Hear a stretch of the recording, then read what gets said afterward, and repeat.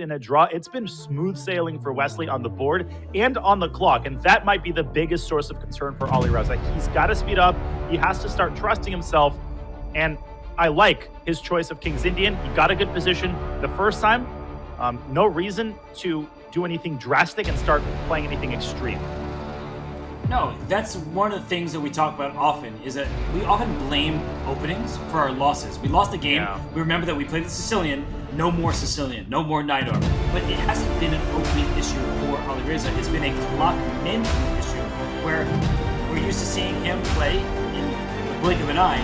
Here he's been way too deliberative. He's spending so much time when he knows the positions. In the first King's Indian game, we saw a Gliggerish system. That's where white plays bishop e2 and bishop e3 before castling kingside. Here, Wesley opts for the classical system, and we saw move 7, knight to a6 by Alireza Firouzja, which is often considered the main sideline to the Mar del Plata variation, which is the knight coming out to c6. And you get very similar structures in this line. Black has just pushed g5, followed by f5. White's probably going to take that pawn. We're going to get a very interesting open center type position where I think ultimately White's idea is often to go after control over the e4 square. This looks like a lot of fun, right? If you're Firouzja, this position just looks much more appetizing than some of the other ones he's had. And look at the clock. Wesley, he's doing the right thing, spending his time. But this is one of those games where Alireza, he should be comfortable. He is such an excellent player in these King's Indian positions. Quickly drops his knight back. Will take back on f5. Danya, you're King's Indian player. This looks quite nice. So typically, you're not recommended to give up the e4 square, but I think there are extenuating circumstances in this position, 2 of them to be exact. First of all, White can't take a knight and put it on e4. I mean, he can, but then he won't have any knights to speak of in 2 moves. So in order to actually secure control of the square, White might have to make a very compromising move, such as f3, which creates, a host of other weaknesses on the king side. The second factor is that Black has enduring play on the king side, with the idea of pushing the h-pawn. The queen could slide over to f7, the knight could make its way to f4. So looking at this position and reducing it to control over 1 square does not tell the whole story. The King's Indian is a far more complex opening than that, Robert. And finally, I point out that, of course, that knight on a6 isn't going to be there forever. We're likely to see it either on b4 or on c5 in due course. It's a great point by you, that the queen going to f7 and maybe up to g6. Black will be able to fight for that e4 square. So knight b4 now, I think it's a little bit too obvious what your threat is. You want to go knight to c2, so White will slide the rook to c1. But that is an idea to keep in the back of your mind. I think that Alireza, queen f7, it keeps the dynamics in his favor without forcing anything. I would go for that.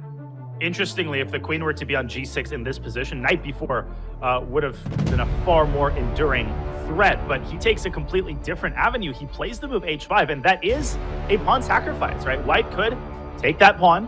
What does Alireza intend in response? I actually do think that it is knight b4. He wanted that d3 square for his knight, and Wesley declines the sacrifice, plays the move that I mentioned earlier, and I think Alireza's got a great position after something like bishop h6. Wesley didn't want the pawn. The bishop wasn't going to get trapped over there, but Black can get clear compensation on the light squares. So bishop h6 looks very appealing. Then you can eventually g4 as Black, open up that bishop on the diagonal. He's instead goes queen f7. You can't really blame for that. And your knight e4 idea.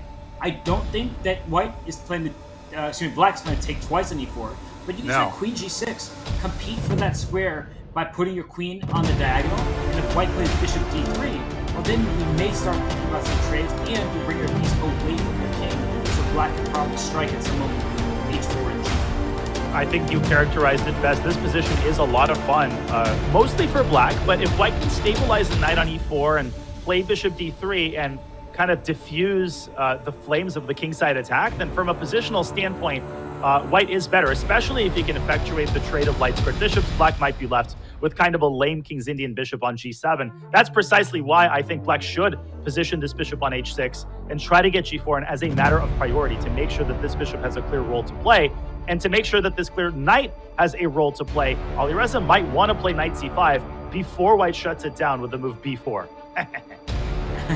I think it's now or never for that, because the knight gets sidelined with the move b4, and he goes h4 first, and then h3. Wow, what a choice. We had the same intonation.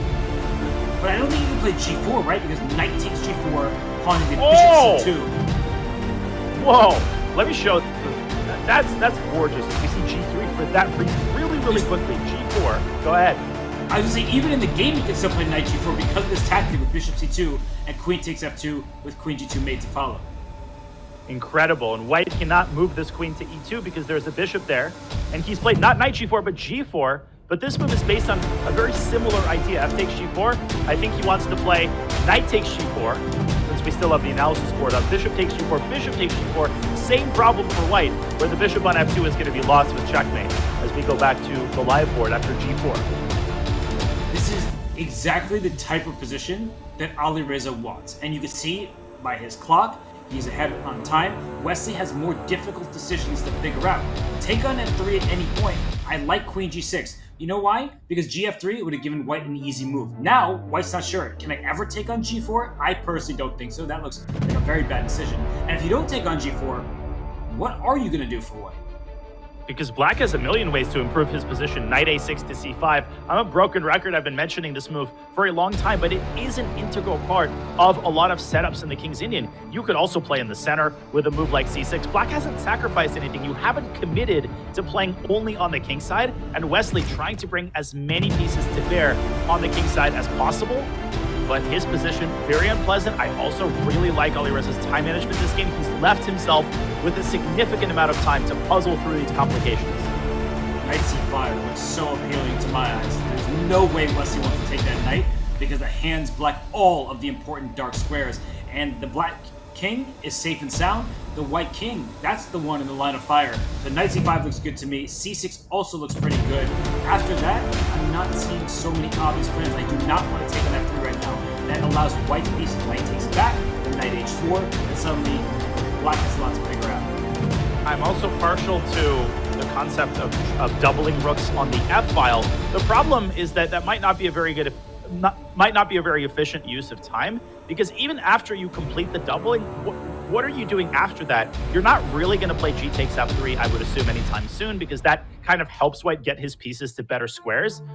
But as I say that, rook f7 appears on the board. You know Ali Reza very well. After all, you played countless bullet and blitz matches against him. It makes a lot of sense. I just wish, if you're thinking about this from him getting back in the match, that he played that move more quickly, because rook f7 is a move that doesn't really change all that much. It has an obvious idea behind it, but he did lose a lot of his time advantage. Okay, so big question for Wesley. Can he put a piece on e4? Should he put a piece on e4? I guess the answer is yes. And should Ali Reza capture it, or should he just continue with his campaign of kingside expansion with rook af8? There's a clear problem. The g4 pawn is loose in these positions, so if you keep taking things on e4, well, that g4 pawn becomes white's for the taking. I would play rook a to f8. He kept the status quo once. Why not do it again? I don't think white particularly wants to open up the king side. I don't like that move at all, because knight takes e4 runs into rook takes f7, and you called it, Robert. Not only is g4 loose, but all of black's pieces would have been loose in that position. This is a very big middle decision to give up your light square bishop. Ali Reza's counterplay on the f-file better work out, or he's going to be saddled with not only a weakness on g4, but also light square weaknesses all over the king side.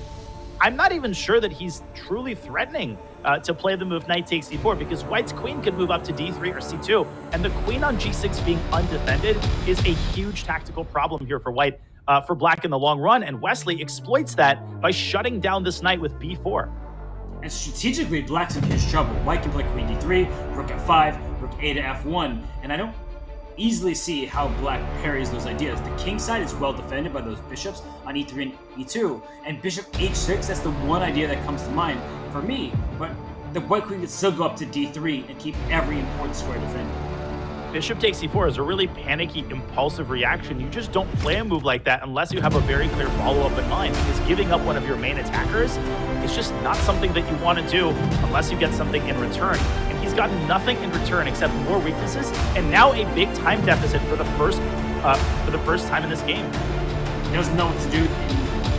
He brings his knight back to b8 because the knight on a6 was doing absolutely nothing. I really like that decision. And here's a question, Danya. Wesley, Whoa. Rook f1, what is he doing? well, he just lost the game on the spot. Rook f1 and he can resign. He drops the bishop on g4. And the Considering how the first 5 games had gone, to see